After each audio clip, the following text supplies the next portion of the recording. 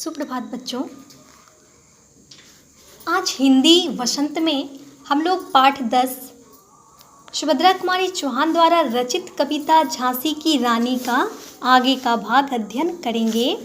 पिछले भाग में हमने पढ़ा था कि झांसी, दिल्ली, लखनऊ, मेरठ, कानपुर, पटना आदि प्रदेशों के लोगों ने अंग्रेज़ों से युद्ध करने और देश को स्वतंत्र कराने का निश्चय कर लिया था और इससे आगे आज पढ़ेंगे।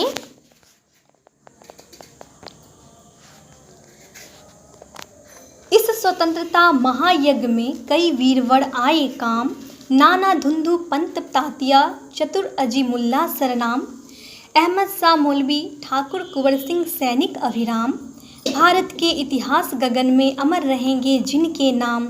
लेकिन आज जुर्म कहलाती उनकी जो कुर्बानी थी, बुंदे लेहड़ बोलों के मुँह हमने सुनी कहानी थी, खूब लड़ी मर्दानी वह तो झांसी वाली रानी थी। स्वतंत्रता रूपी महायज्ञ में अनेक वीर योद्धाओं ने अपने प्राणों की आहुति दे दी। इन महान वीरों में नाना धुंधु पंत, तात्या टोपे, अजीमुल्ला सरनाम, अहमद शाह मौलवी तथा ठाकुर कुंवर सिंह आदि वीर थे। इन वीरों का नाम इतिहास रूपी आकाश में सदा अमर रहेगा। लेकिन आज जुर्म कहलाती उनकी जो कुर्बानी थी, बुंदे लेहड़ बोलों के मुँह हमने सुनी कहानी थी, खूब लड़ी मर्दानी वह तो झांसी वाली रानी थी। लेकिन अंग्रेजों ने इन देशभक्तों के बलिदान को गद्दारी कहा, अर्थात तब के अंग्रेजी शासन में इनका बलिदान जुर्म कहलाया। बुंदेलखंड में हर हर महादेव का जयघोष करने वाले वीर बुंदेलों के मुख से हमने यह कहानी सुनी थी कि युद्ध भूमि में अंग्रेजों से पुरुषों की भांति महारानी लक्ष्मीबाई युद्ध की थी। इनकी गाथा छोड़ चले हम झांसी के मैदानों में, जहां खड़ी हैं लक्ष्मीबाई मर्द बनी बरदानों में। लेफ्टिनेंट वाकर आग पहुंचा, आगे बढ़ा जवानों में, रानी ने तलवार खींच ली, हुआ द्वंद्व असमानों में। जख्मी होकर वाकर भागा, उसे अजब हैरानी थी, बुंदे लेहड़ बोलों के मुँह हमने सुनी कहानी थी, खूब लड़ी मर्दानी वह तो झांसी वाली रानी थी। कवित्री कहती हैं कि इन महावीरों की कहानी को छोड़कर झांसी के मैदानों की ओर चलें, जहां महारानी लक्ष्मीबाई युद्ध भूमि में पुरुषों की तरह खड़ी हैं। लेफ्टिनेंट वॉकर अंग्रेजी सेनापति था जो रानी से युद्ध करने के लिए आगे बढ़ा। रानी ने अपने तलवार से उस पर वार किया और वह जख्मी होकर भाग गया। उसे रानी की वीरता देखकर बहुत आश्चर्य हुआ।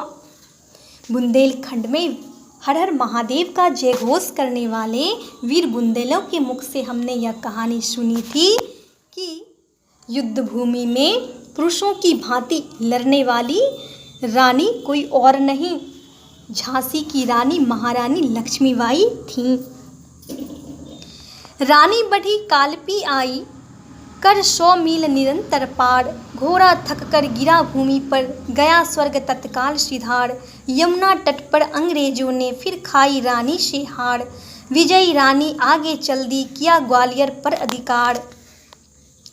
अंग्रेजों के मित्र सिंधिया ने छोड़ी राजधानी थी, बुंदे लेहड़ बोलों के मुँह हमने सुनी कहानी थी, खूब लड़ी मर्दानी वह तो झांसी वाली रानी थी। महारानी लक्ष्मीबाई लगातार 100 मील की यात्रा करके कालपी आ गई। इतना सफ़र करने के कारण उसका घोड़ा थक गया, भूमि पर गिर गया और उसी समय उसकी मृत्यु हो गई। वहाँ यमुना के किनारे फिर अंग्रेज रानी से हार गए। रानी कालपी जीतकर आगे बढ़ी और उसने ग्वालियर पर अधिकार कर लिया, अर्थात ग्वालियर को भी अंग्रेजों से मुक्त करवाया। ग्वालियर का राजा सिंधिया, जो कि अंग्रेज का मित्र था, वह रानी से पराजित होकर राजधानी छोड़कर भाग गया। बुंदेलखंड में हर हर महादेव का जय घोष करने वाले वीर बुंदेलों के मुख से हमने यह कहानी सुनी थी कि युद्ध भूमि में महारानी लक्ष्मीबाई ने अंग्रेजों से पुरुषों की भांति लड़ी थी। विजय मिली पर अंग्रेजों की फिर सेना घिर आई थी। अब के जनरल स्मिथ सन्मुख था, उसने मुंह की खाई थी। कान्हा और मंदरा सखियां रानी के संग आई थीं। युद्ध क्षेत्र में उन दोनों ने भारी मार मचाई थी। पर पीछे ह्यूरोज आ गया, हाय घिरी अब रानी थी।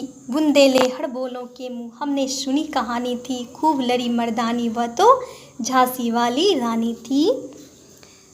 रानी की ग्वालियर में जीत हो गई, लेकिन अंग्रेजों की सेना ने फिर से घेरा डाल दिया। इस बार जनरल स्मिथ लड़ने के लिए आया। रानी ने उसे भी युद्ध में बुरी तरह हराया। रानी की 2 सखियां कान्हा और मंदरा भी उसके साथ युद्ध में आई थीं और उन्होंने युद्ध में बहुत से शत्रुओं को मारा था। परंतु तभी पीछे से ह्यूरोज ने आकर आक्रमण कर दिया और इस प्रकार रानी दोनों ओर से घिर गई।